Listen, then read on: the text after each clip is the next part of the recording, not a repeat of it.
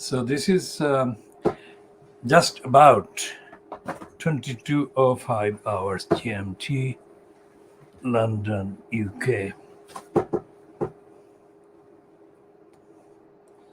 And the idea of this edition is actually linked with the logistical issues that we have been having to deal with during the lockdown. The access to the print titles, which we examine and diagnose in this world exclusive KhoodeelaarTV Diagnosis of Fleet Street. Fleet Street meaning the London newspapers, also known wrongly as the national newspapers published from London, UK. And the reason why it's false and misleading and wrong to call these papers national is simple. Because the United Kingdom is the collective name for the various nations making up the so-called United Kingdom. And the so-called United Kingdom is so-called on the evidence that the United Kingdom's future is put at risk by the Brexiteers and the Brexit narrative. And one of the most notorious Brexiteers is the Little Englander from the so-called European Reform Group, ERG, the notorious corrupt and lying cabal of ultra-conservative lying MPs, fronted by the Dracula Rees-Mogg, the main Dracula of Westminster, Jacob Rees-Mogg.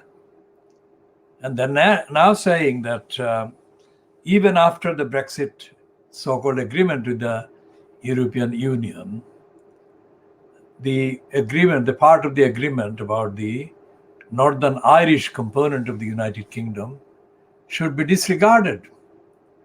So what they are saying is exactly what Matthew Hancock has said, the latest member of the Boris Johnson-fronted cabal, so-called cabinet, to defy the constitutionality and the legality and the obligations of the government under due process, under rule of law, and under international conventions and treaties that the United Kingdom still remains signatory and signed up to. So the United Kingdom is being openly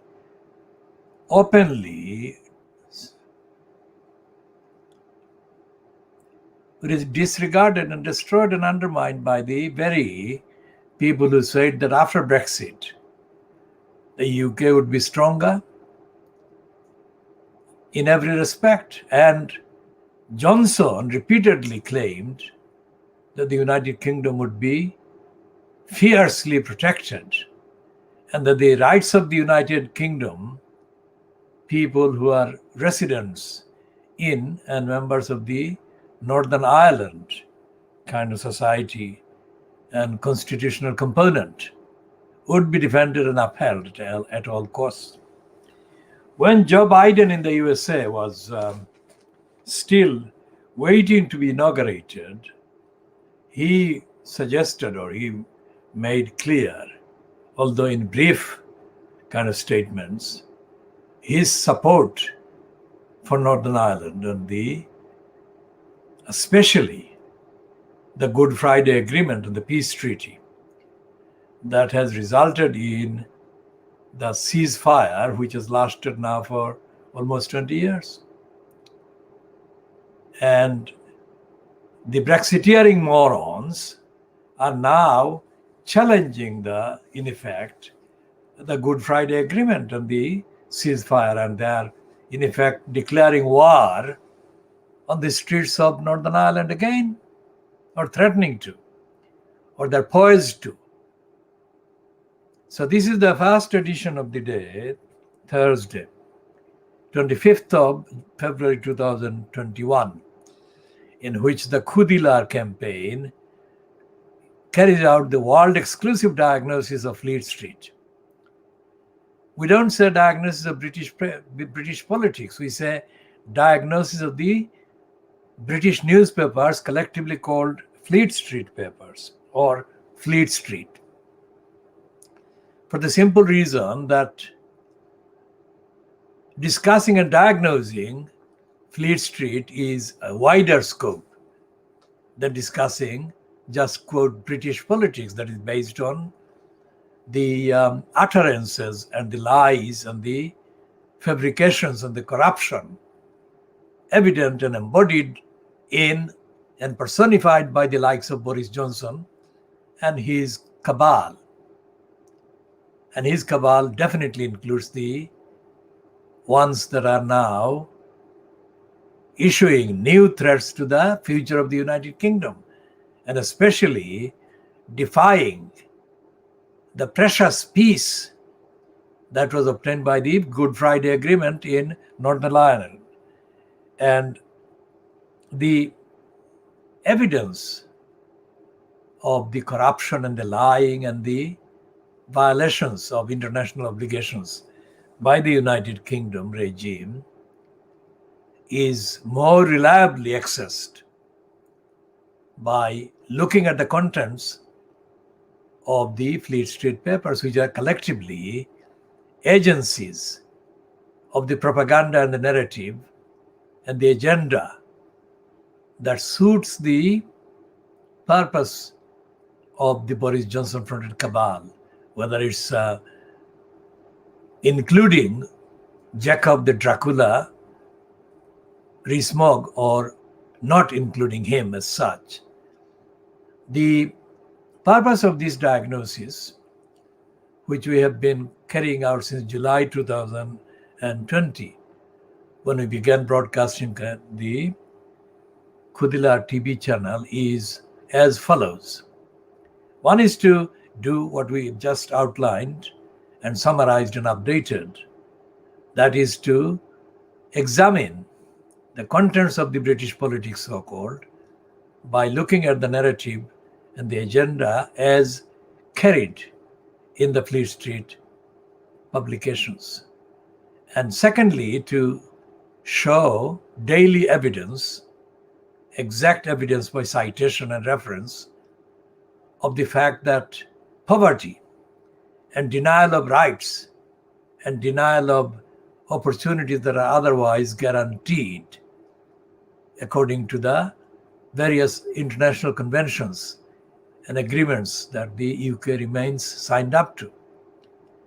So we highlight those, and internationally we highlight, and we do that exclusively. That is to say, we do the original investigative research, and we find the evidence, and we share the evidence and share the conclusions on this program, as well as in other platforms of the Khoodeelaar campaign, especially focusing on the deliberate, the intentional, the otherwise avoidable creation, causation, causing of poverty and hunger and famine and destitution in the UK and in the rest of the world, and especially in those parts of the world in Africa from where, for example, the largest proportion of people are seeking to emigrate, migrate for better economic and human rights conditions they think are available and waiting for them to use and make use of and take advantage of and benefit from, mostly in Western European countries, including the UK, France, and Germany, but not limited to these countries, but including those three main ones. And in North America, which includes the United States of America and Canada. Now, the other thing we do quite apart from the daily diagnosis, as I have just summarized and outlined, is to provide a platform that is beyond the kind of scope of all the universities that are available, either in Western Europe, including the United Kingdom, North America, Canada, and the Western cultured rest of the world, including New Zealand and Australia, and parts of today's South Africa. So what we do is to look beyond universities. In other words, in terms of the scope of their inquiries, in terms of the scope of their studies, the universities have not even begun where we have been operating for decades. When I say we, I refer to the movement defending the community in the East End of London and the values upheld by the movement from the East End of London. So therefore it encompasses and includes and applies to the whole world of intellectual inquiries and evidence. And by intellectual, we include all the disciplines known today and up to today. And this goes back in historical terms and in terms of the kind of method and in terms of the scope and in terms of the test and the veracity kind of levels and the veracity tests we apply goes back thousands of years. And it includes, of course, the Greek greats, because they together constitute one very clear or clearly identifiable school and time and era. And the contents of their contribution is undisputable, indisputable, undeniable. And I, of course, refer to Socrates, Plato, Aristotle, and their followers and disciples. And it goes back and forth. That is to say, before them and since them. So this is a channel which is broadcast online, and we intentionally don't invite kind of followers or friends. What we do is to provide the contents of what we broadcast. And the contents, by the nature of the technology, are available, accessible by various investigative methods, most popularly known as search engines and searches. So I'm Muhammad Haque, organizer of this program, presenter of this program, organizer of the movement defending the community in the East End of London, and organizer of the movement upholding the values of universality, transparency, ethics, morality, and accountability, universality from East End of London, but not confined to the East End of London. It transpires, it actually transcends the boundaries that are available anywhere. And we invite people who disagree with this factual series of assertions to make factual comments and contributions, and they can contact us by direct messages through Twitter. And the Twitter account is, of course, Khoodeelaar, following the mark, the Twitter mark, at Khoodeelaar, or twitter.com/Khoodeelaar. Khoodeelaar is spelled as here.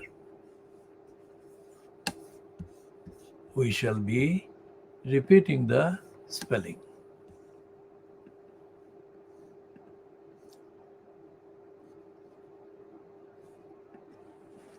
And the Khoodeelaar is spelled Khoodeelaar, Khoodeelaar. And for this program, this channel, it is called KhoodeelaarTV, one word. So direct message. And we are concerning ourselves with the fact that a lot of so-called research done in the universities or at universities level, steal stuff. And the universities are doing the theft intentionally. No original contribution about any aspect of the state of the various intellectual disciplines, various evidence of the various communities and the various struggles and campaigns can be just invented. Every campaign, every idea, every analysis, every investigation, by the nature of the engagement of the event, requires time-consuming original work that cannot be created just like that by magic.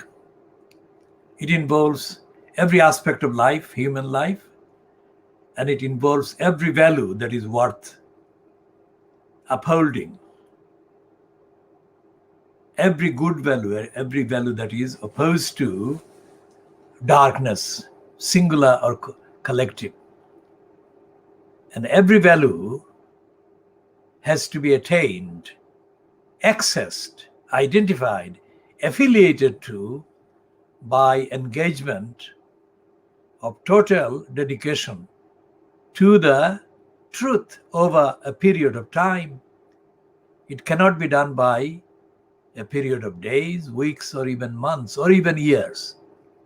So what you are watching here is the result of and is connected with ongoing, decades-long events and activities and engagements. And the ultimate aim and purpose is to bring about light and enlightenment and bring an end to the darkness and the priests and agents of darkness in every respect, in every field. This program has got platforms that actually refer to the Crossrail whole plot against Brick Lane in London, in the east end of London, in the UK.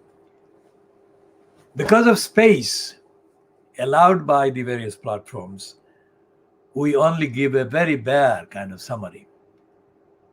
But our engagement, our connection, our investigation, and our searches range from the local to the regional to the national, to the continental to the intercontinental. And for example, today, the Financial Times in London, today that is Thursday, the 25th of February 2021, the Financial Times has obviously in its own style, but significantly, undeniably, very seriously recognized the corruption and the corrupt mentality of Narendra Modi in India.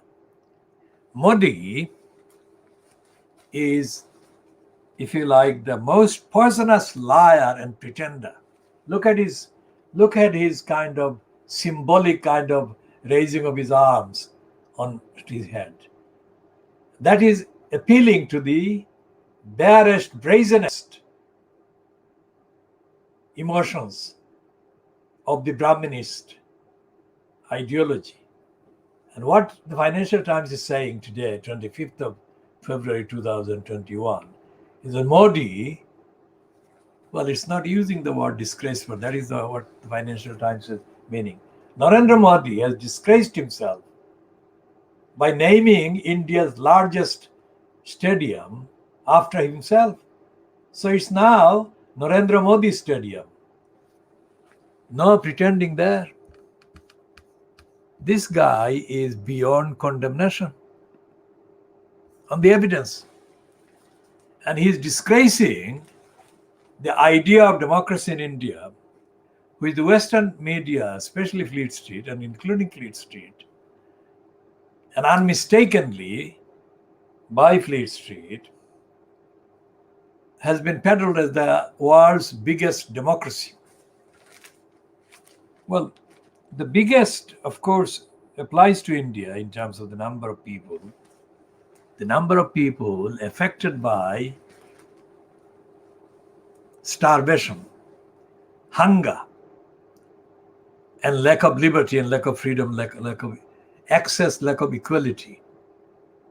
And these are hundreds of millions of people in India, or in other words, hundreds of millions of Indians are being denied and deprived of basic democracy, basic franchise, and basic access to food and shelter and the rest of it. And in context and historically, just in case anyone thinks that we are part of an affiliation to something else, we are not.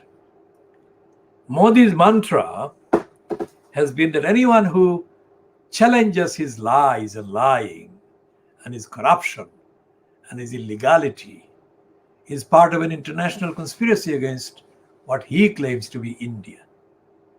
It's not his India. It's the India that belongs to the hundreds of millions of people whose rights he is treading on and he is defying and denying. So we are only observing what is going on in India and what hundreds of millions of Indians know is happening, and it is wrong. So what Modi is doing is only partly admitted by the Financial Times, which says, Premier League, Modi renames India's colossal cricket stadium after himself. That's what the Financial Times is saying. And the liar has got the most offensive, abusive posture.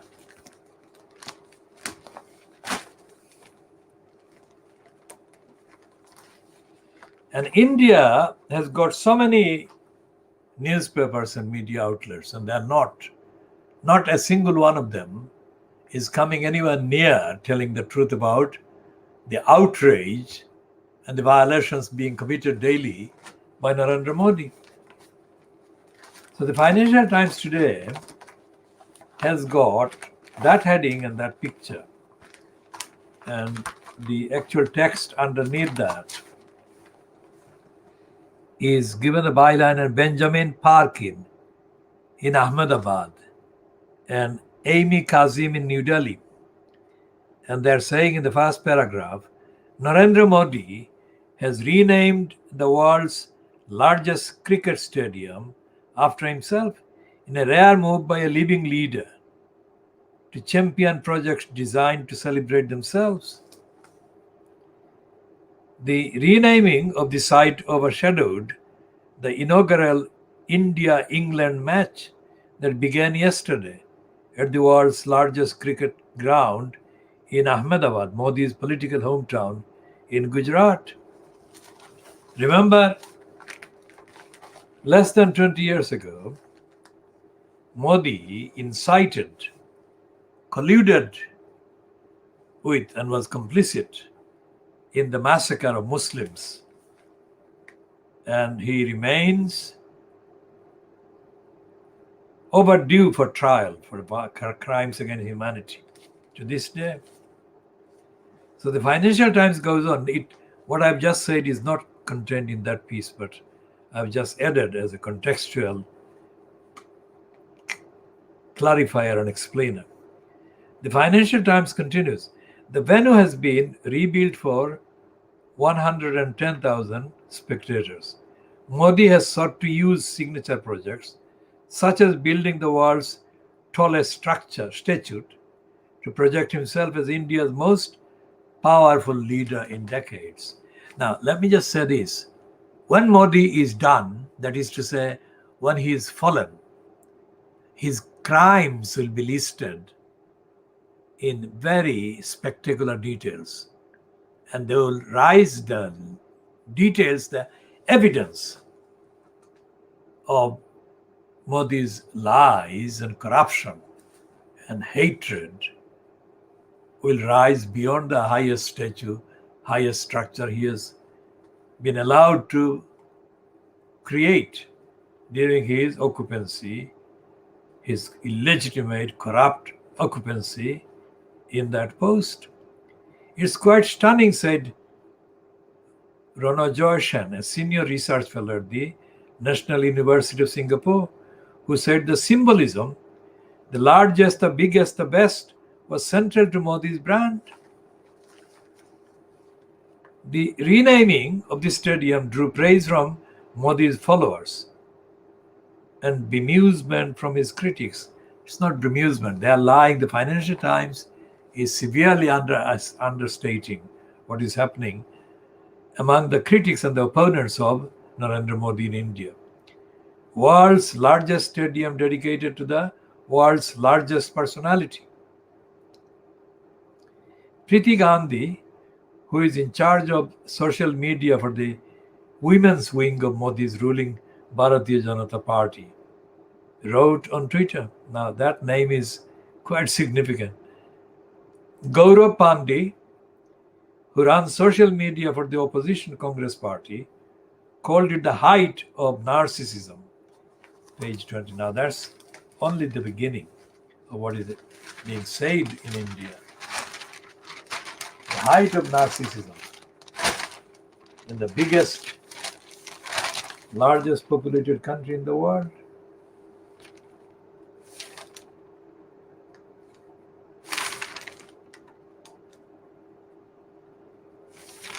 And the item in the Financial Times continues with a different kind of headline.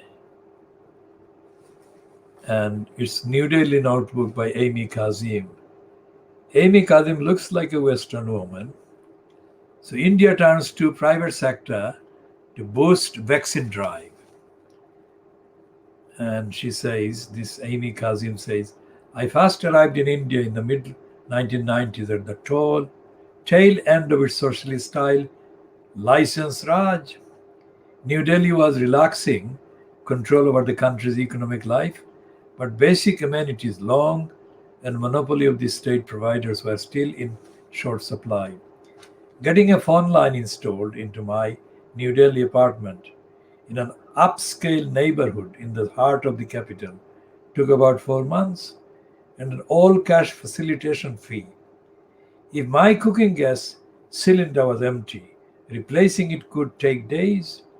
Airline capacity was far below demand, but my travel agent knew people at the monopolistic state carrier and could sometimes get a seat released if my work required travel on short notice. I have been reminded of these years while watching the first phase of India's sluggish COVID-19 vaccine rollout, which began in mid-January. So far, India's chronically overstressed and underfunded public health machinery has given just 12.3 million jabs, or around 0.8 doses for every 100 residents. At the current pace of around 400,000 jabs a day, India would need 4 years to cover the first batch of 300 million Indians, health workers, frontline workers, and the elderly, targeted for vaccination by August.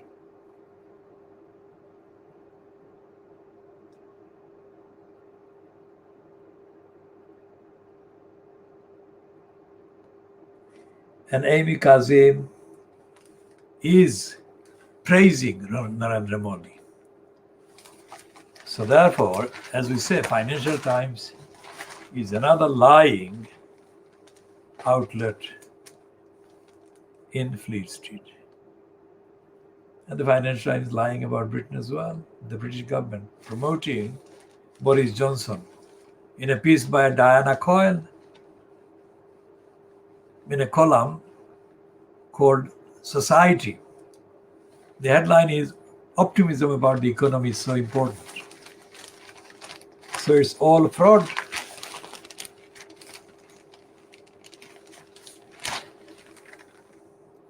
The only thing that the Financial Times is telling nearer the truth is this editorial where it is saying that London should resist the space craze. Any changes to the equal listing rules will require careful consideration.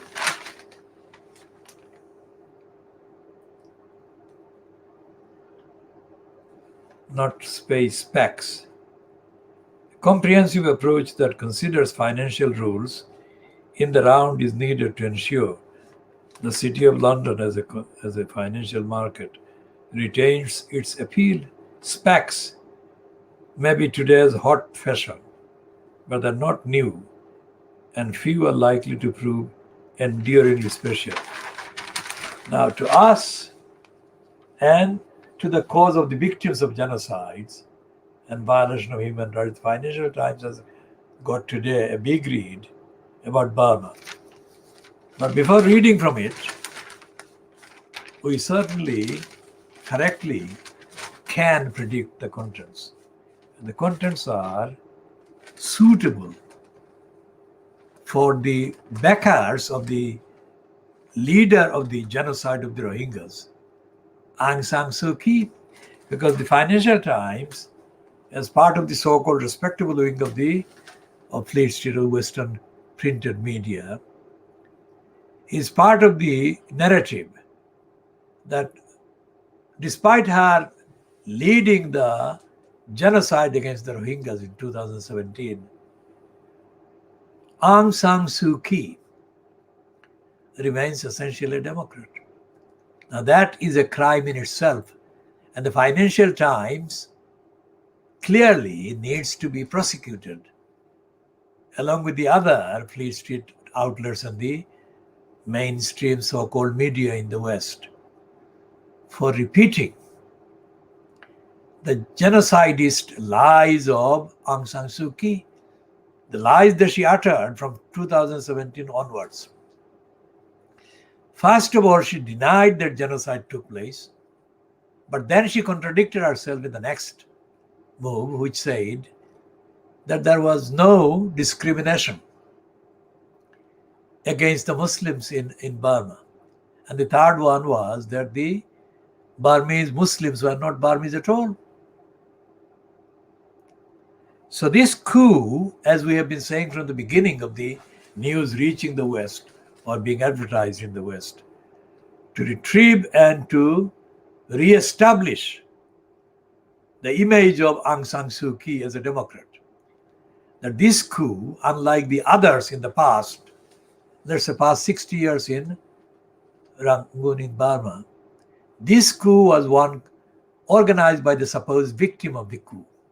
That is to say, this coup has rehabilitated, within quotation marks, the image of Aung San Suu Kyi as a victim of anti-democratic military coup, thus reinstating her as a darling of the West, which invented her as the darling of democracy in Burma.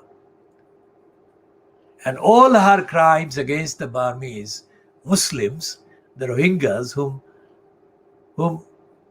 the Burmese Buddhists and the anti-Muslim holders of powerful positions, including the Burmese Buddhist establishment, they deny the Muslims all the rights that the Muslims and any other Burmese citizens and Burmese residents are entitled to according to the international charters, international founding charters and declarations and statements and agreements, many of whom the Burmese state remains signed up to. So this is the introduction to this piece about Aung San Suu Kyi, and I made that without reading the text. That shows the intensity of my knowledge and familiarity with the facts that are the subject of the piece. And the headline is completely untruthful. It says, people power defies the military. It's being posited, that is to say, Aung San Suu Kyi and her so-called campaigning supporters are being posited, that is to say, shown as standing against the brutal military anti-democratic dictatorship.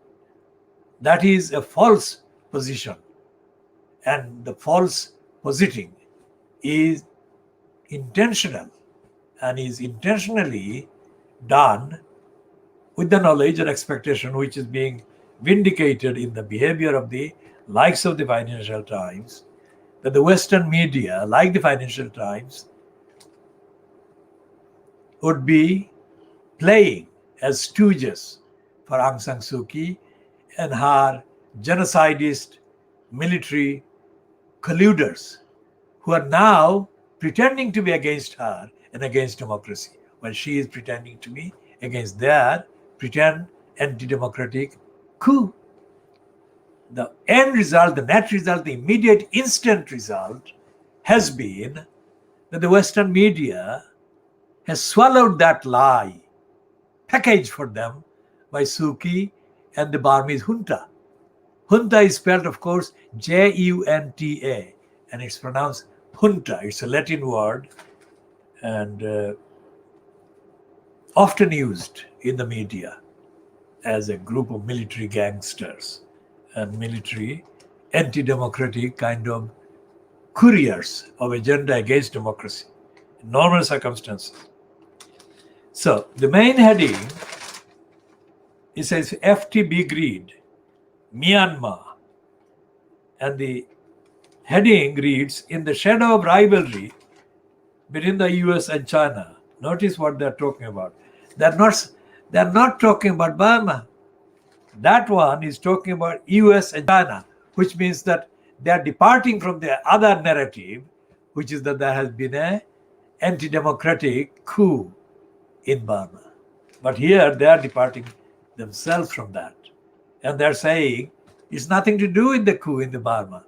It's to do with the rivalry between the United States and China. And in that kind of hemispheric, influential kind of battle, Burma fully and squarely falls within the Chinese sphere. So remember that. It's not the coup. The Financial Times itself is not talking about the coup. So it's contradiction. Contradiction, serious type. So, in the shadow of rivalry between the US and China, the Southeast Asian nation is caught in a growing confrontation between the junta and a pro-democracy campaign that shows no sign of backing down. This big read is given the byline to John Reed. Big Read is spelled R-E-A-D and John Reed is spelled R-E-E-D. So that's the Burmese lie by the Financial Times.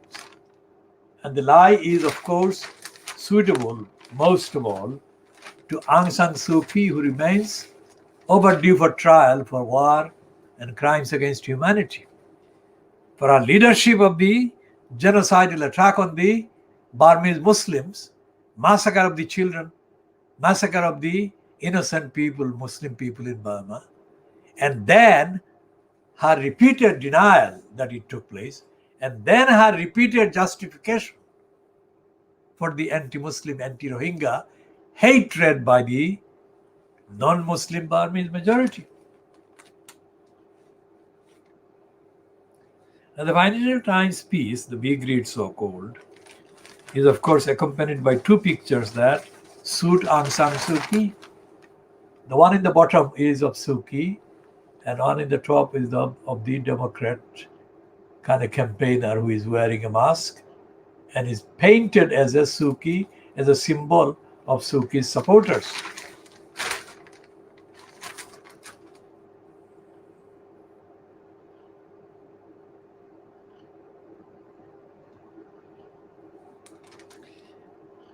And they're now, as I said before, painting Aung San Suu Kyi as the heroine again.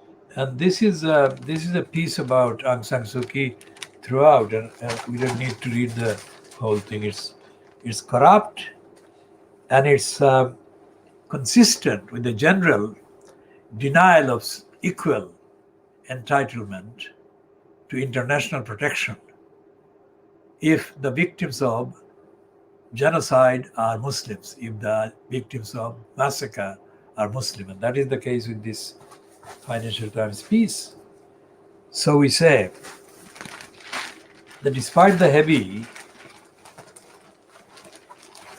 kind of weight, despite the heavy weight given to the Financial Times,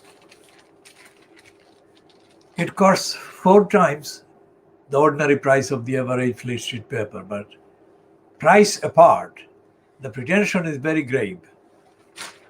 The Financial Times is inaccessible, impenetrable to most ordinary readers. And most certainly it's impenetrable to the gullible 52% of the Little Englanders, even to the others.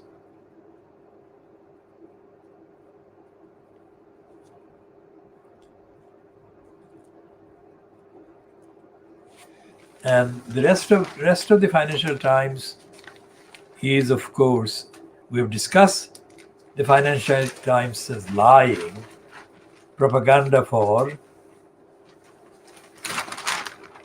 Narendra Modi and for Aung San Suu Kyi. And here is a piece about China that is written under foreign trade and diplomacy. It's not published under human rights, most certainly not about the Muslims' rights, but Turkish Uyghurs fear betrayal over China. So Erdogan walks a fine line between defending Muslims and securing vaccines. It is written by Laura Pitel and in Ankara. For 5 days this month, Jevlan Shirmehmet and other Uyghur activists protested outside the Chinese embassy in Ankara, where they demanded to know the whereabouts of missing family members in China's Xinjiang province. But on the 6th day, Turkish police stepped in. They prevented the activists from gathering outside the diplomatic mission, positioned themselves outside their hotel, and accompanied them wherever they went. Now, that is the kind of report that should be found in all the Fleet Street papers, and more of the truth should be told about how Erdogan, who is treated here with sympathy in the Financial Times, is essentially not the fanatic that the West usually calls him, nor the fascist that the likes of the Communist Party, Great Britain, call him. Erdogan is a careerist, opportunist liar.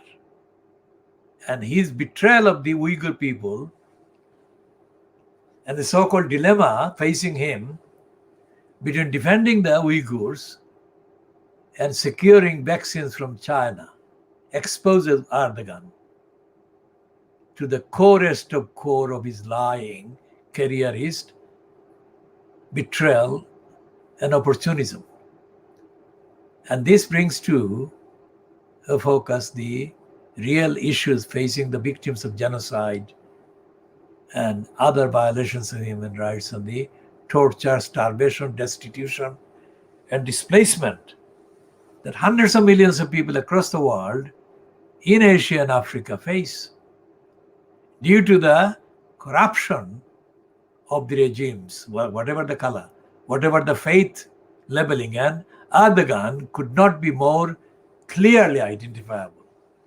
He has been vying for the top post as the exponent of Muslim statesmanship with Malaysia's Mahathir Mohamad.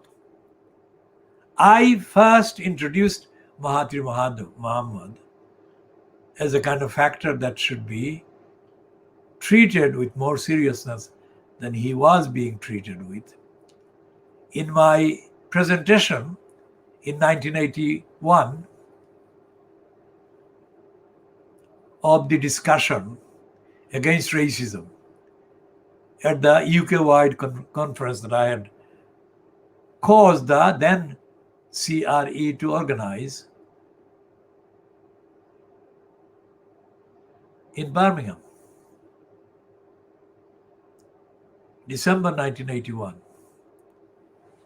And like I have just said about Erdogan, I said in 1981 that the Western media's description of Mahathir Mohamad as an extremist Muslim was absolute lies. And it has proved to be so. Like Erdogan today, 2021, I said in 1981 that Mahathir Mohamad was an opportunist political careerist who was exploiting the fact that Malaysia is a Muslim majority country and that the Western media and the Western interests were hostile to Muslims generally. That hostility has not only not waned, it hasn't waned, it has got worse. And in the last 6 months, when France's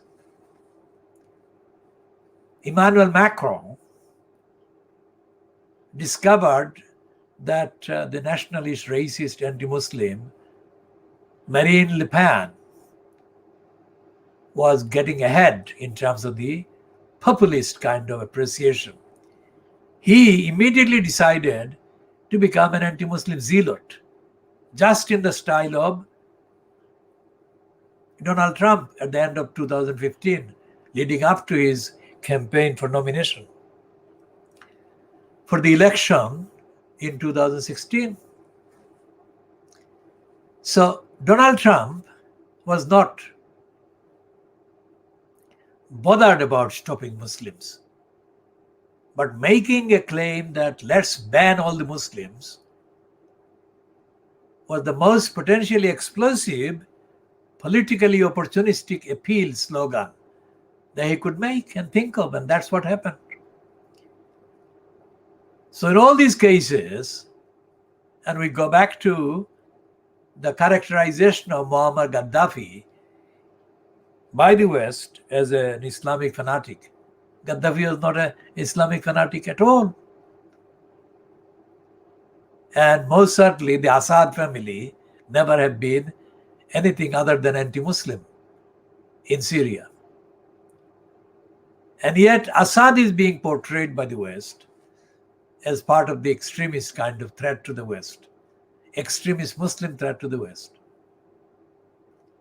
And in Egypt, literally millions of Muslims are being persecuted by the Western stooge imposed as president at the expense of Egypt. And the same is happening in not only Saudi Arabia, but in other smaller countries of the United Arab Emirates. Violations of human rights of the Muslims are taking place by Muslim heads of state and rulers, as is of course exemplified in the still uncertain state, whether she is alive or not, of Dubai's Princess Latifa. And the United Nations has not updated its post about Princess Latifa. And we cannot see anything online about the state of Princess Latifa. So what we are saying essentially on the facts that we have summarized and referenced and referred to here in this edition is this. There are no Muslim extremists in power in any country in the world. In fact, Muslim countries are being misruled by fakers and opportunists and criminals of different degrees, depending on the opportunities they can obtain by engaging in corruption with various parts of the West, including the military industrial complex and its agenda of funding itself by weaponizing largely peaceful parts of the world and making them military hostility zones in order to pocket hundreds of billions of dollars in selling arms and making excuses for selling arms to these countries. And so therefore Aung San Suu Kyi, Narendra Modi, and Erdogan in Turkey, they're only different in degrees. They're all corrupt and they're all guilty of violations of human rights of one kind or another.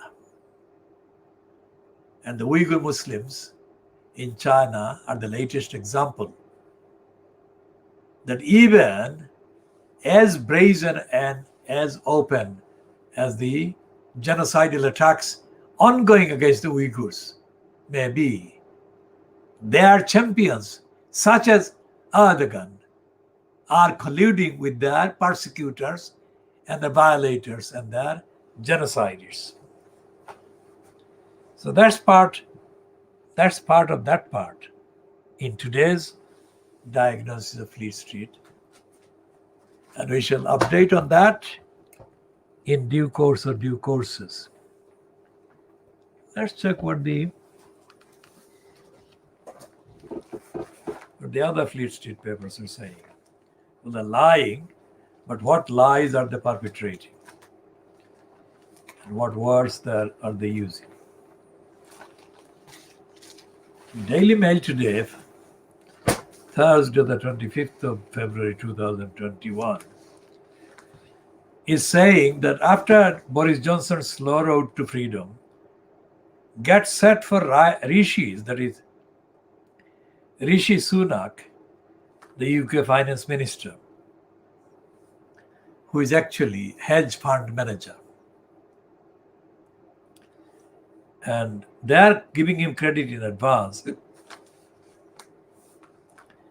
that he's going to launch the spring booster for the United Kingdom. And they're saying,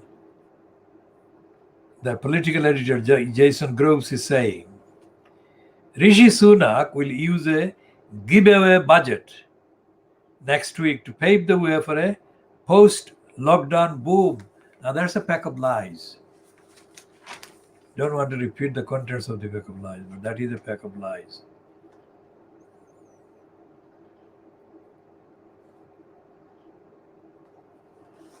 And as we said, Amber Rudd, who has to disclose, we are saying, not anybody else. Amber Rudd has to disclose the full facts about her relationship with Boris Johnson. That's what we are saying. This is another exclusive within the bigger exclusive.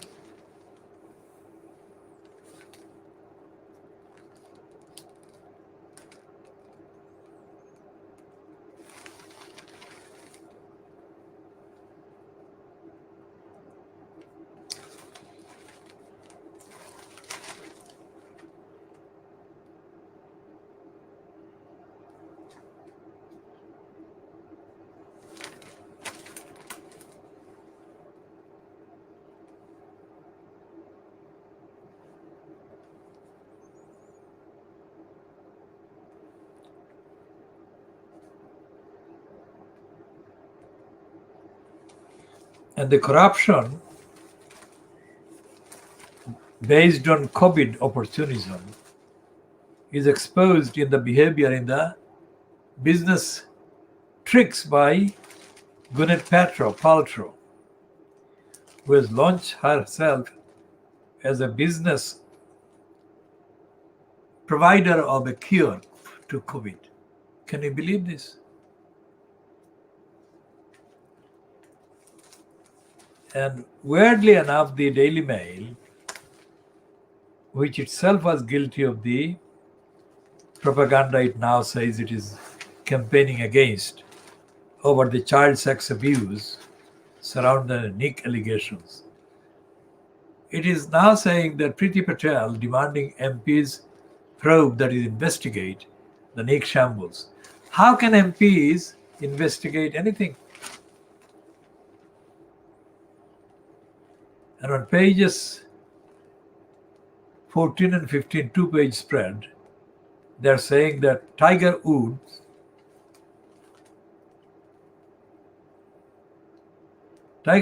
was a genius whose life was one long car crash. That's what they're saying about Tiger Woods after yesterday's news about his car crash.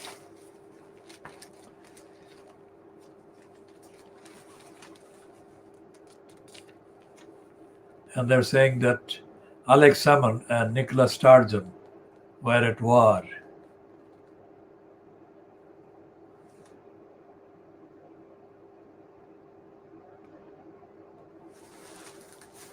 And they've got a piece by the briloped Andrew Neil as well, who is against the SNP.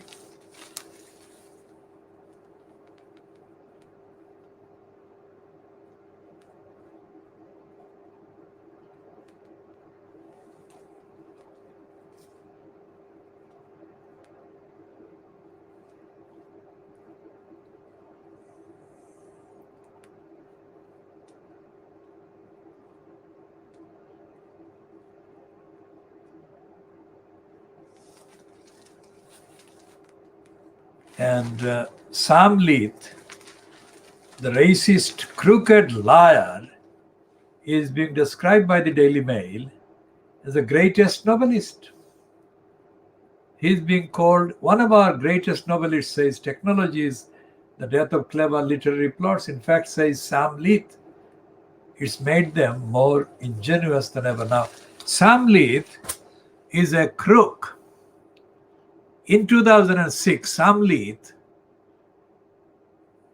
actually misstated the campaign that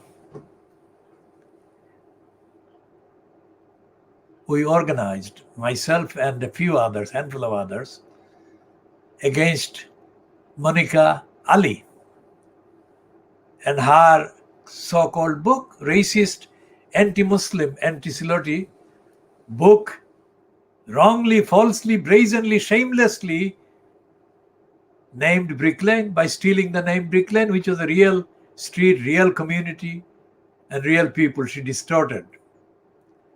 So she prostituted herself to the pimps of Fleet Street and pimps of anti-Muslim hysteria. And we campaigned, and Sam Leith was one of the writers, either associated at that time with the London Evening Standard or the Daily Mail. And he had no record of having been a novelist, let alone being one of the greatest novelists. And that criminal distorted the evidence that we published about and against Monica Ali. And now he is being celebrated as one of the English literature's greatest novelist writers. And this piece today in the Daily Mail, given credit for which Sam Leith is being celebrated here in this one, is accompanied by a cartoon denunciation of Jeremy Corbyn. Now, the Daily Mail and the rest of Fleet Street has been totally dedicated against Jeremy Corbyn. Now remember the clear disclaimer we have to add here. We have been the most consistent and fact-based, original critics of Jeremy Corbyn because we believe we have evidence of his not being intellectually fit to lead the Labour Party. Having said all of that, we also at the same time uphold his human rights and his right to be not vilified and attacked by liars. So here, again, they keep coming back to finding any excuse to mock Jeremy Corbyn, to ridicule Jeremy Corbyn, to show him in the worst possible light. And the only reason why they do that is because the entirety of the Fleet Street is following the narrative, the agenda of the anti-Palestinians. We are not a Palestinian organization. The only reference we make to events about Palestine and Palestinians is based on the evidence. And we think on the evidence, we find on the evidence, we know on the evidence, we can show on the evidence, we demonstrate on the evidence that the Palestinians' human rights have been and are being violated contrary to all the international treaties, obligations, charters, declarations, agreements, and so on. And Fleet Street is part of that conspiracy to violate all these agreements, declarations, and statements.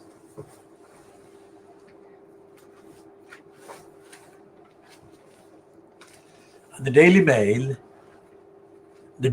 is one main platform for the anti-Palestinians.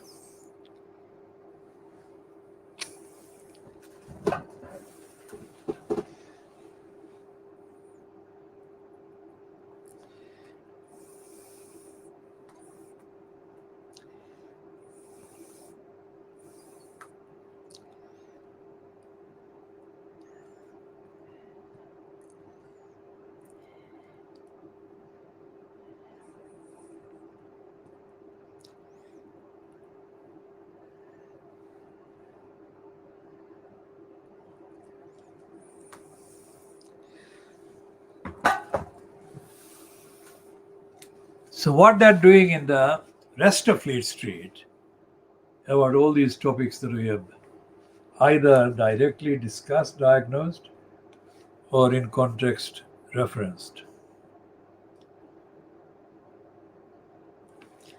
Now, there is a side war going on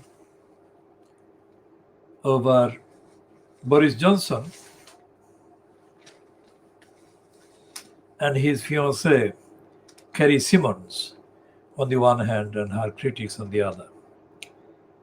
And Kate Maltby, who was responsible, Kate Maltby is a conservative woman,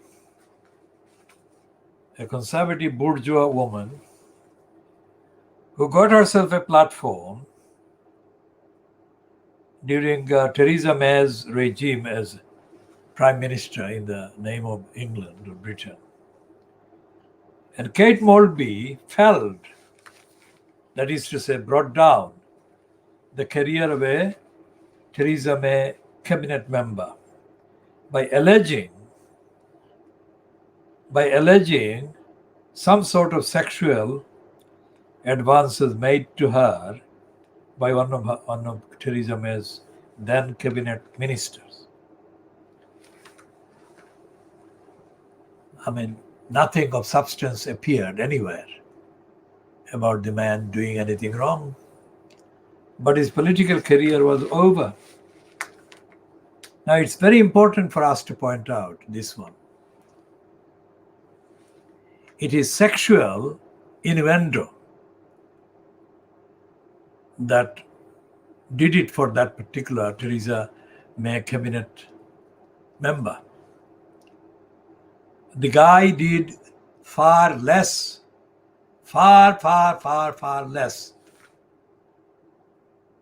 than Andrew, Brenda's son, is known to have done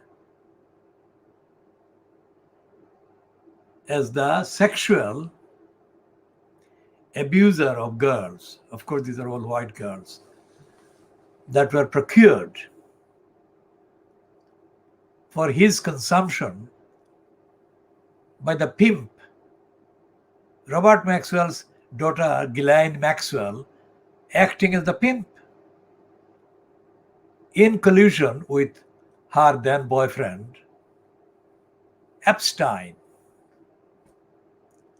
So Andrew, Brenda's second son, has committed more crimes against children and against other women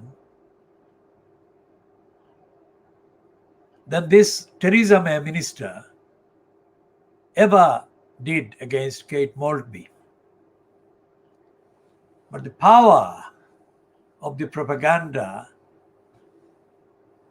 was such that Maltby was able to orchestrate a campaign portraying that minister as the villain, as the evil villain, as the devil. And so he fell on his sword. He actually was forced to resign under the pressure of the propaganda orchestrated by Kate Maltby through Fleet Street. So here is Kate Maltby defending Kerry Simmons and saying that the publication of various reports about the role being played by Kerry Simmons as the de facto advisor and controller of Boris Johnson's agenda and activities and priorities, that these facts are, in fact, Kate Maltby is claiming nothing but sexist or sexism motivated lies and inventions. So she's talking on the I newspaper, page 19 today. What she's saying is,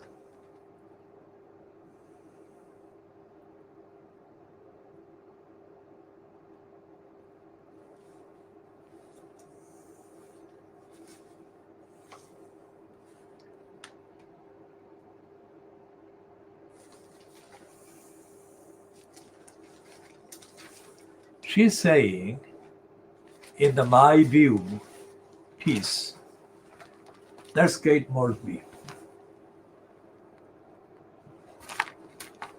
And Kate Maltby is saying in this piece on page 19 of today's I newspaper, part of Fleet Street in London, she says the campaign about Simmons' influence is unfair and sexist.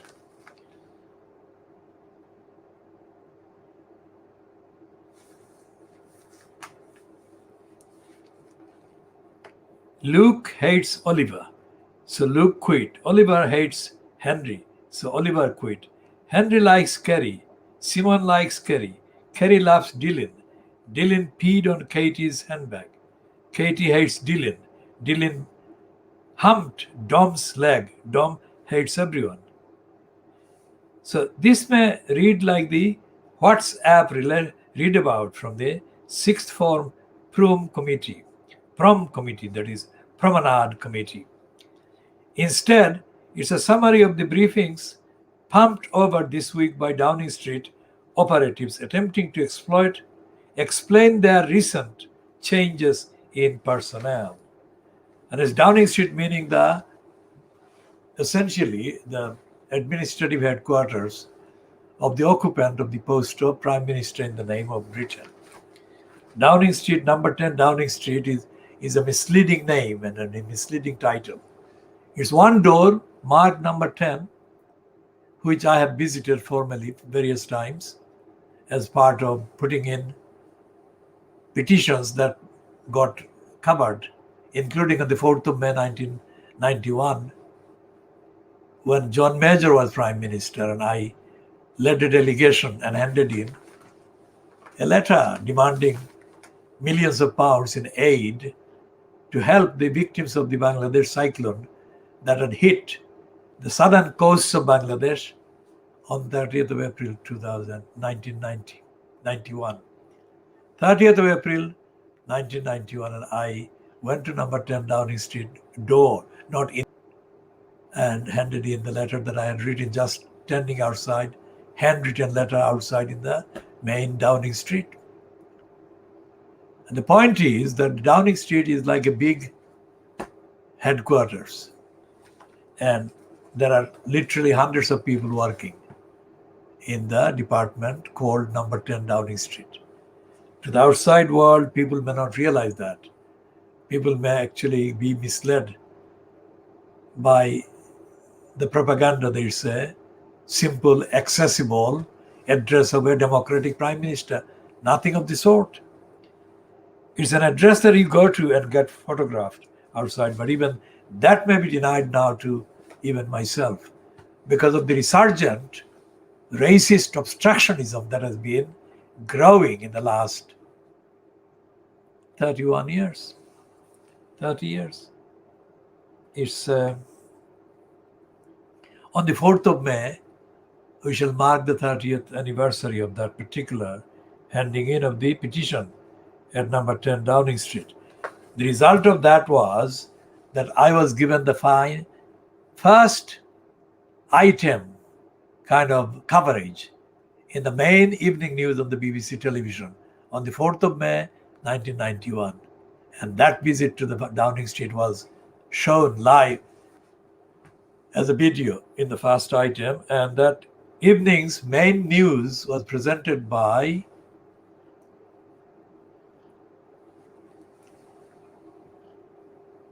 Clarence.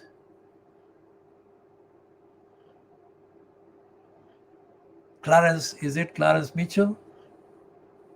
Clarence Mitchell.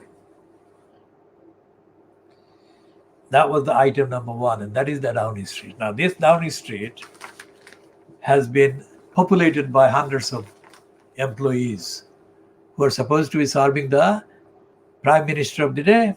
And this Kate Maltby piece is completely corrupt and dishonest. And its last paragraph, the second but the last paragraph, the paragraph before the last paragraph reads as follows.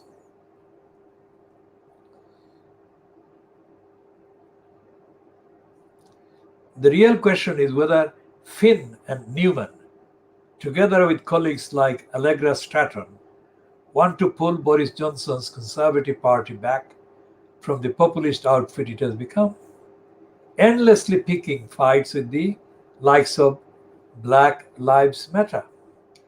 In the union unit, Newman will need to build a positive narrative rather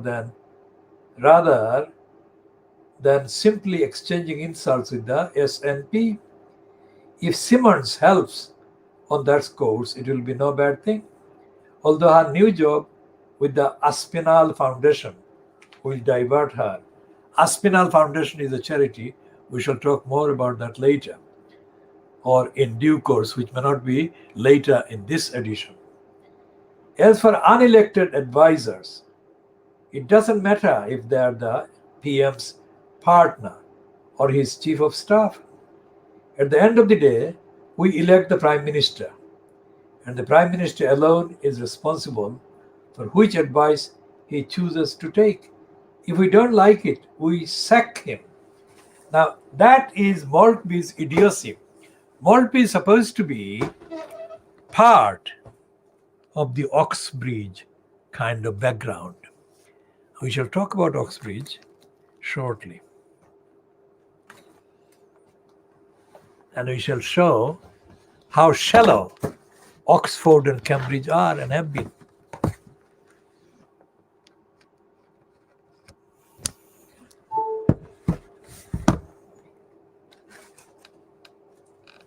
As we said, this campaign, this channel, this broadcasting outlet, this broadcasting platform transcends and contributes more than the combined intellectual standards of all the universities in context. And what is happening with the piece in the I newspaper, byline to Kate Moulby, includes evidence of the shallowness that Oxford and Cambridge, Oxbridge constitute and represent. There is in this country, in the BBC, in the mainstream Fleet Street and mainstream other media and the politics and most of the kind of selection of candidates for members of parliament, hold an evil, unaccountable, corrupt criminal hold, excessive hold in posts by the recipients or passagees through the Oxbridge kind of channels. Being Oxbridge linked does not equate or equal to being comparatively more intelligent than the products of other educational so-called institutions. Knowledge, intelligence, and the ability to understand the world and the various disciplines and the complexities of ideas is a product of personal integrity, personal dedication, personal devotion, personal skills and interests, and abilities that are nothing to do with any particular school ties, or university ties, or no university ties at all. Most of the world's thinkers didn't become thinkers because of any school ties or any Oxbridge ties whatsoever. And this is something that goes back to and beyond the times of the Greek greats. And the truth can be extrapolated to cover the rest of the world, not just Greece, but the whole of what is now the Middle East, the whole of the subcontinent of India, what is now Bangladesh, Pakistan, India, and beyond, and China, and Russia. So this is part of the diagnostic find and analysis of the KhoodeelaarTV television channel, and we shall talk more about Kate Moulby in a minute and what she's saying about especially Allegra Stratton in there, because she is promoting Allegra Stratton as the opposite of what Stratton has been. Stratton is a believer in eugenics, in the restriction of the population of the poor people or people in poverty, and so on. So Allegra Stratton is a fascist of the worst kind. And yet here, Kate Moulby in the I newspaper, in my view column, published today, that is Thursday, the 25th of February 2021, is claiming that Allegra Stratton, in advising and working with Kerry Simmons and their particular group of women, is actually opposite to what Allegra Stratton is.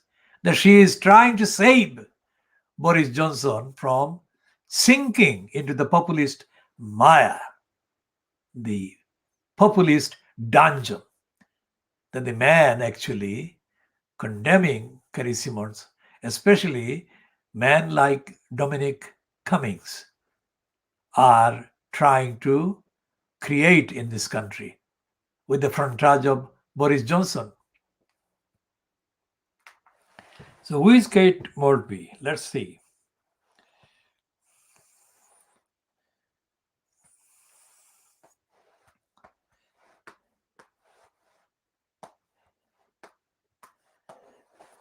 Now, Kate Moulby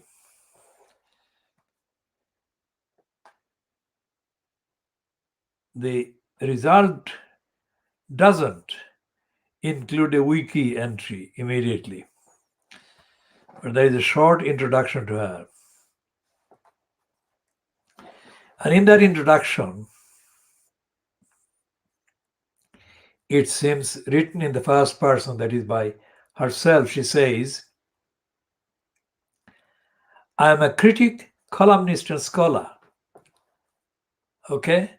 She says her primary academic research interests are in Elizabethan literature, and I use my background in Greek and Latin to trace the history of ideas and stories from Homer to Shakespeare. Remember? I've already mentioned those backgrounds, not her backgrounds, but international objective backgrounds. So Kate Mulvey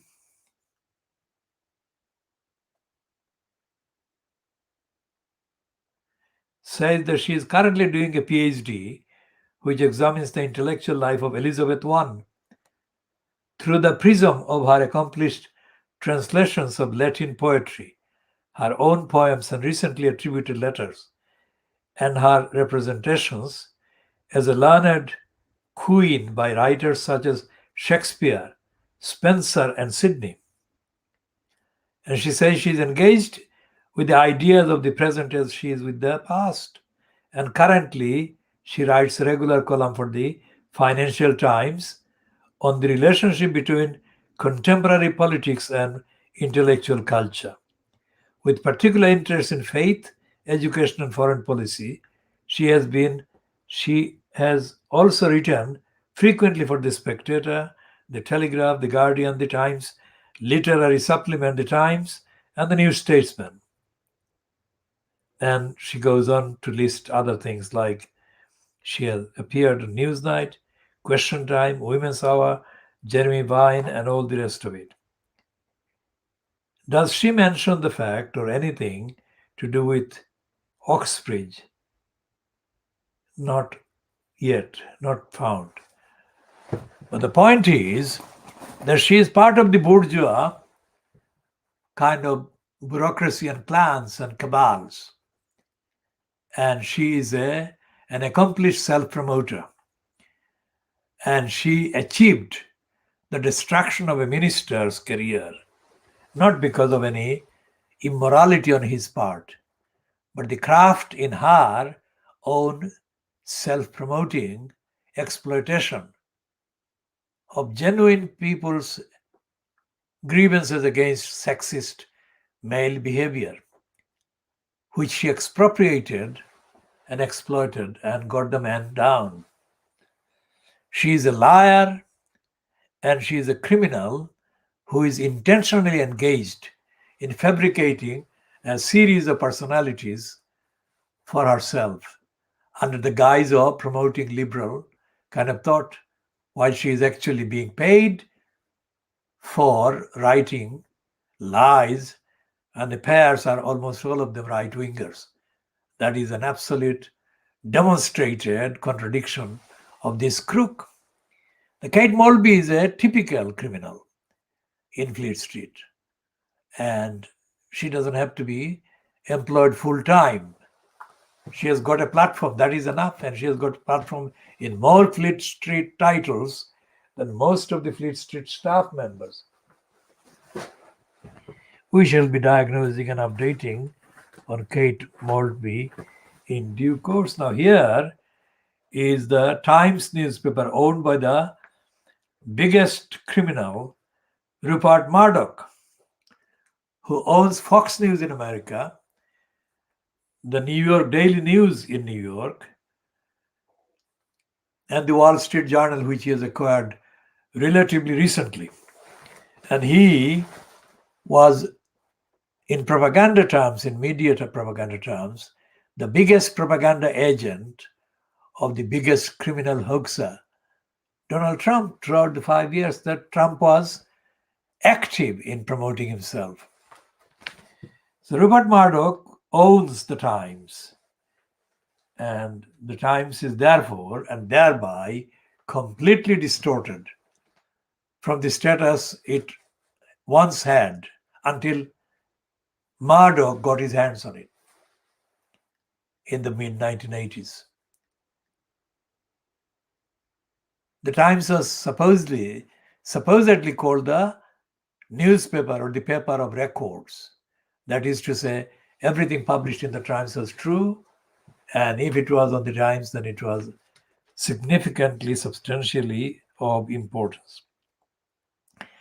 Now, in today's Times, the Times of Thursday, 25th of February 2021,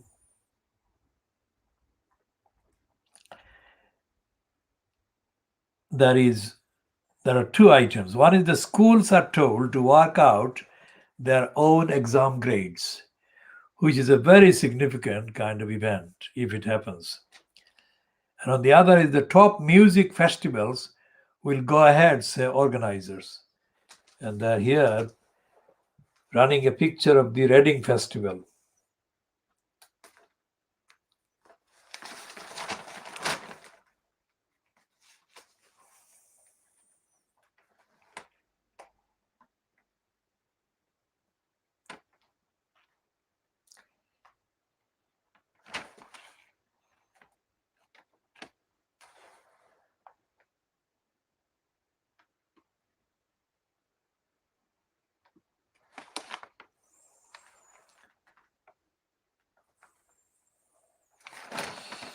And there is a very rare event in the Times on page 3 indeed, or item, referring to a very rare event.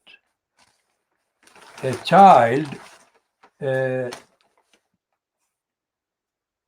teenage girl under 15 from Wales has been asked by the American Embassy to help President Biden's climate change initiative.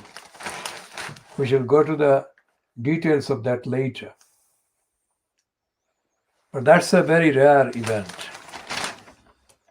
A British child or British and non-political person being asked to do anything for climate change or something like that is very rare. And especially after 5 years of Trump's lies and attacks on the child Greta Thunberg,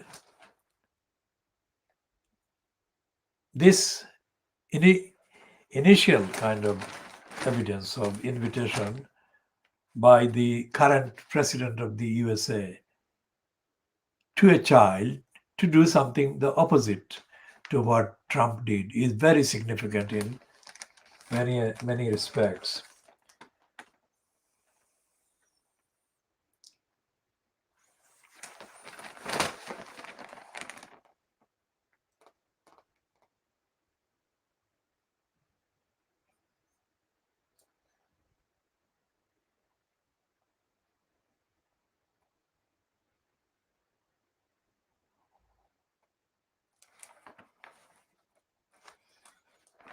And they've got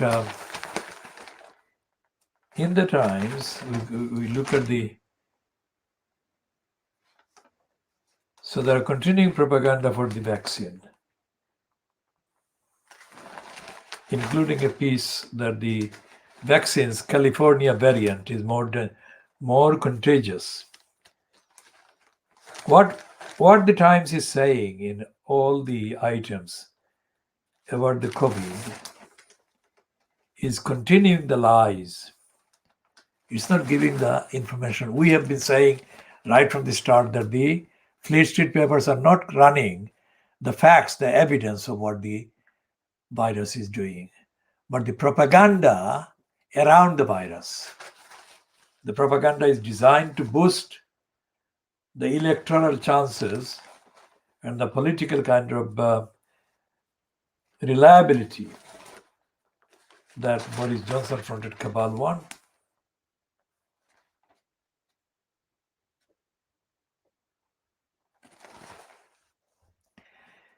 And on page 19, the Times is running a multifaceted contradictory lie for racism against anti-racists in universities.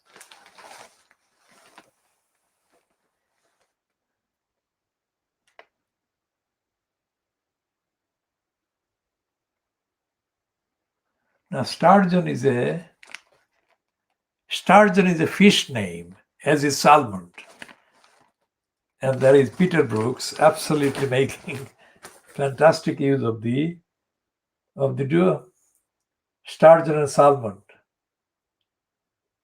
One fish is biting the other fish and saying that the stinking fish and the stinking system. Now that is rare. And Ian Martin, who is a Mardukite right-wing liar, he will not waste any time before condemning Scotland, whatever the excuse. And the excuse currently is sturgeon and salmon.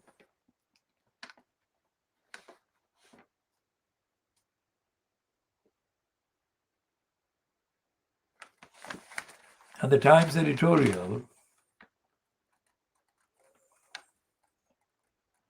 says,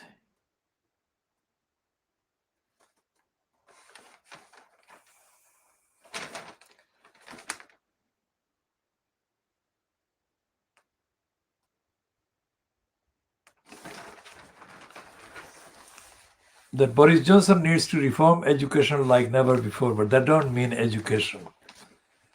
We shall discuss the uneducated times in due course, not necessarily in this edition, but suffice to say that their editorial today, Thursday, 25th of February 2021, called education is completely uneducated. And Boris Johnson is called an inveterate liar in a piece on The Guardian, which says, in a piece by Patrick Winter, Boris Johnson is an unrepentant and inveterate liar who feels he is not subject to the same rules as others. Sylvie Berman, the former French ambassador to the UK during Brexit vote, says in a new book. She also claims some Brexiteers, he writes, she also claims some Brexiters, not Brexiteers. He uses the single E at the end of the word rather than double E's. She also claims some Brexiters are consumed with hatred for Germany and are gripped by a myth that they liberated Europe on their own, describing Brexit as a triumph of emotion over reason, won by a campaign full of lies in which negative attitudes to migration were exploited by figures such as Johnson and Michael Gove. Berman, who served as the French ambassador from 2014 to 2017 and has been one of the most senior diplomats in the French diplomatic service, including as ambassador to China and Russia, assesses the British handling of the COVID pandemic as among the worst in the world, alongside that of Donald Trump's in the US and Jair Bolsonaro's in Brazil. She predicts Johnson will seek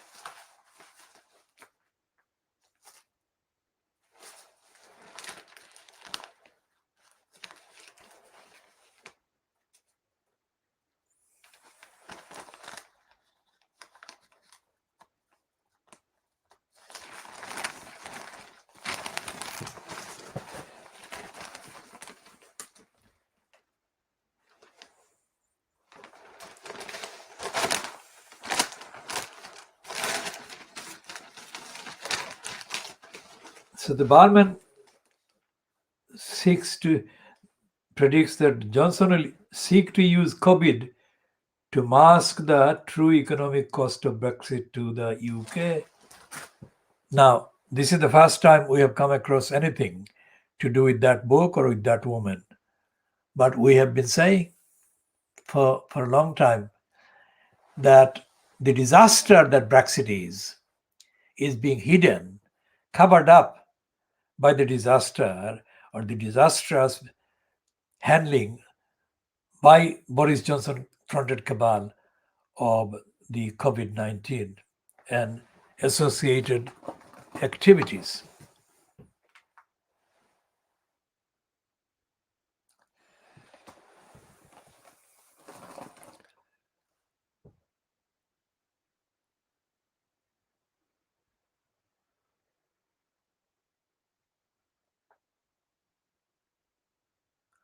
And by associated activities here, I mean the various policies and the various corrupt deals that Johnson, Hancock et al.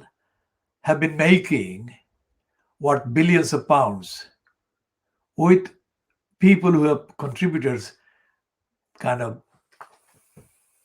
chicken feed like amounts to the conservatives. The depth of corruption of the Johnson fronted cabal government, so called, is truly astonishing, and it will never be known until after Johnson has left office or has been forced to quit as incumbent prime minister because of the endless failures.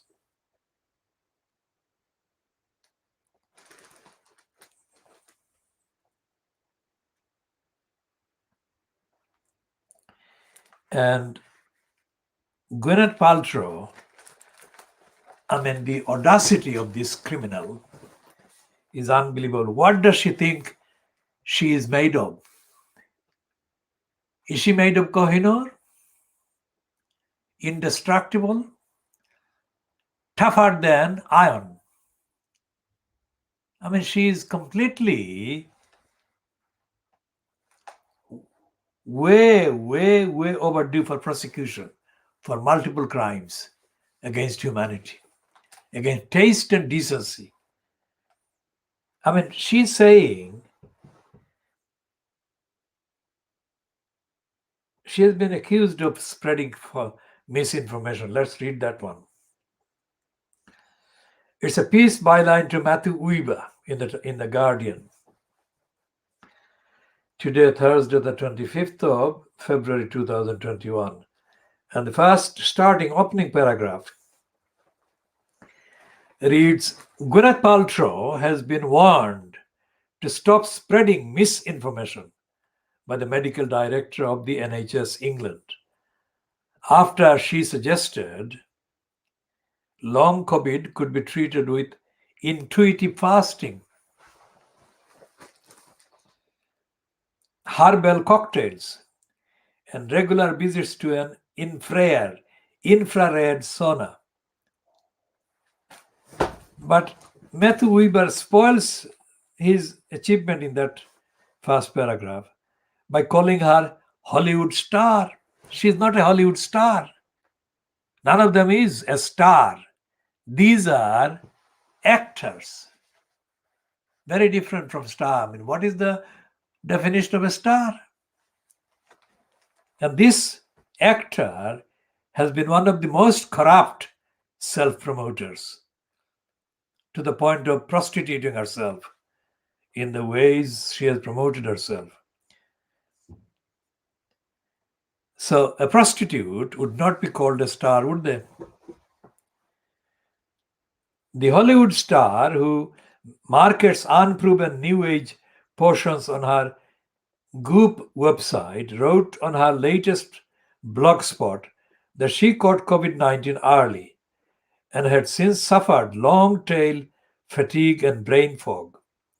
Paltrow said that after turning to the advice of a functional medicine practitioner, she was told this was a case where the road to healing was going to be longer than usual.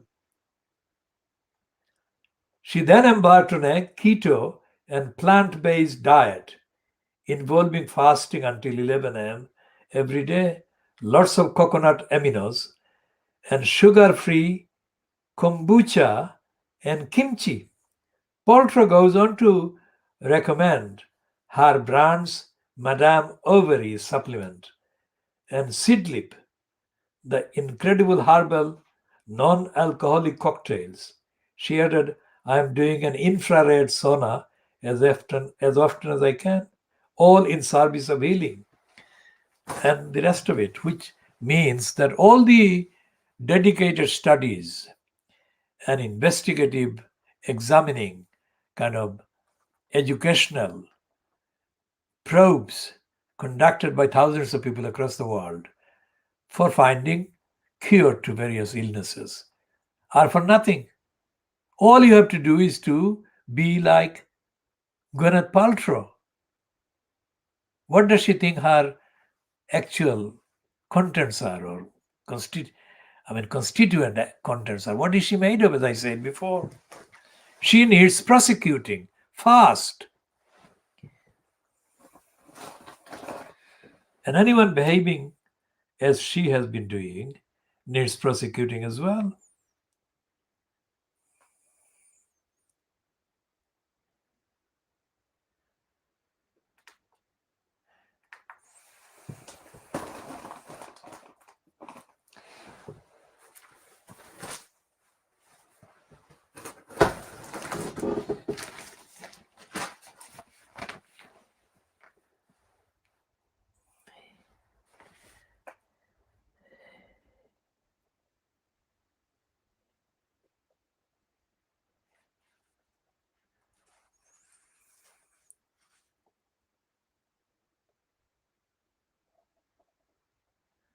And they're saying, this is the second paper that is saying that Tiger Woods got in a crash as he was rushing to film a television program.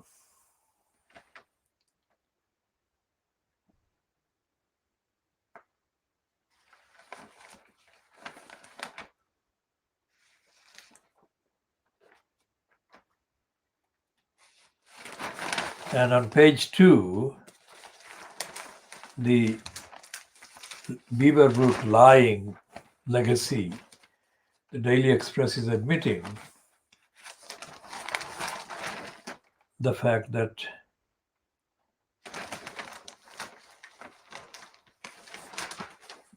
the Grenfell Tower cladding that was responsible for the massacre of these 72 people is now going to affect the future of others' housing. This is in line with the same forces that have been pushing the agenda of the property speculators through the Daily Mail.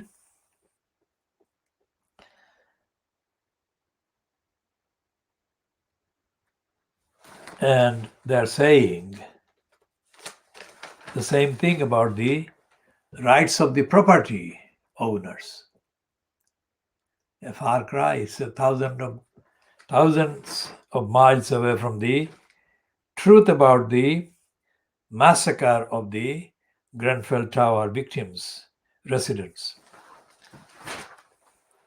As we have said, the massacre took place because the Grenfell Tower building, which was on fire for hours, killing the people, is surrounded by huge empty space on all four sides, which means that any number of planes, emergency military aircraft, could have been scrambled carrying water, and they could have flooded the entire building many times over, thus saving the people who were burnt alive. That is our thesis, has been the thesis right from the beginning of the 17th of June 2017 massacre, which was live, shown on air, on television, live for hours. There is no excuse for not having the water brought to sink, to flood the building and save the lives of the 72 people, or save the lives of most of the people who are still alive. So the actual truth is being hidden by the conservatives, and in that the collusion and the capitulation to that is being shown by the Labour Party, whether it has been so-called fronted by Jeremy Corbyn before Karma took over, or not. It's the same. The Labour Party has no real alternative answers. There are answers, but those answers are not being mouthed or voiced or represented by the Labour Party, and it wasn't represented by the Labour Party when the so-called socialist carrying Corbyn fronted it before Karma took over.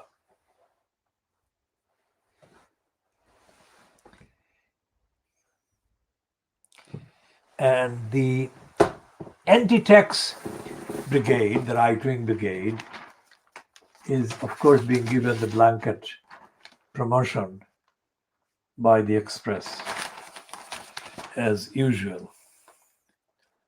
Now what they are saying they're doing, this is a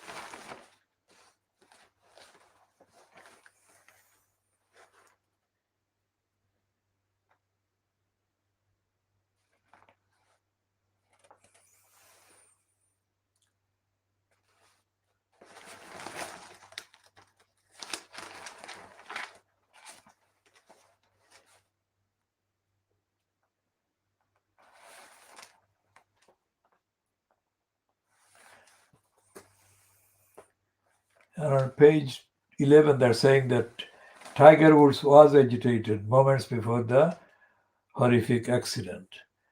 And on page 10 they're saying that Nicholas Sturgeon is the conspiracy theorist as a result of whose being found out, Alex Salmond will give evidence. Now they are now celebrating this, they are enjoying this because the Daily Express is against the Scots and against the Scottish independence. And so whether it's Alex Salmond who is in the spotlight or Nicholas Sturgeon doesn't matter to them. Either of them is bad for the racist anti-Scots Little Englanders. So we shall be talking more about other issues and related issues, and we shall focus on tower hamlets in London, East London, and also discuss the need for democracy and honesty and an end to corruption in the local council and the criminality by the elected post holders. This is coming to 4 minutes to midnight. That is 23:56 hours GMT on Thursday, the 25th of February 2021.